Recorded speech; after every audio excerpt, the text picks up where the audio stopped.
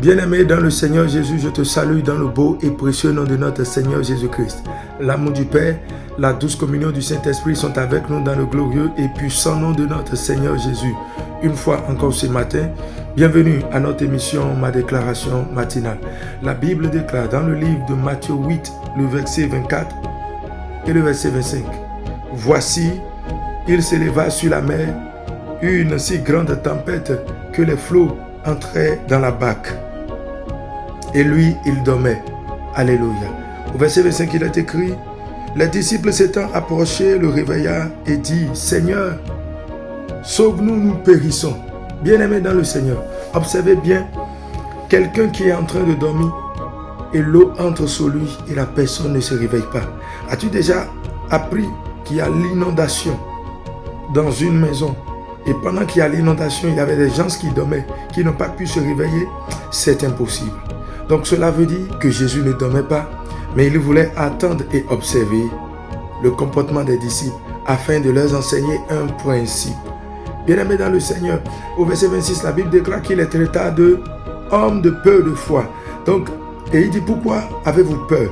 Vous savez que Jésus observait ce qui se passait. Et la Bible déclare que le vent et la tempête, le vent et les flots entraient dans la barque, mais il ne se réveilla point. Bien-aimé dans le Seigneur.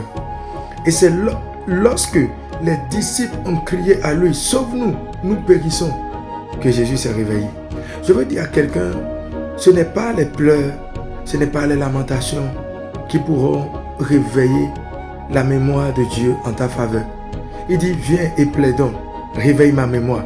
Ce qui peut réveiller la mémoire de Dieu en ta faveur en cette situation, ce sont tes cris vers l'éternel Dieu.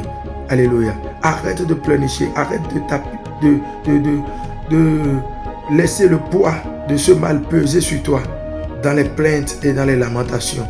Lève-toi et exerce ton autorité. Crie à l'éternel. Alléluia. C'est seulement tes cris qui feront que Dieu s'élèvera en ta faveur. C'est pourquoi ce matin, bien-aimé dans le Seigneur, tu vas déclarer avec moi, je reçois une forte onction pour crier à l'Éternel dans cette saison.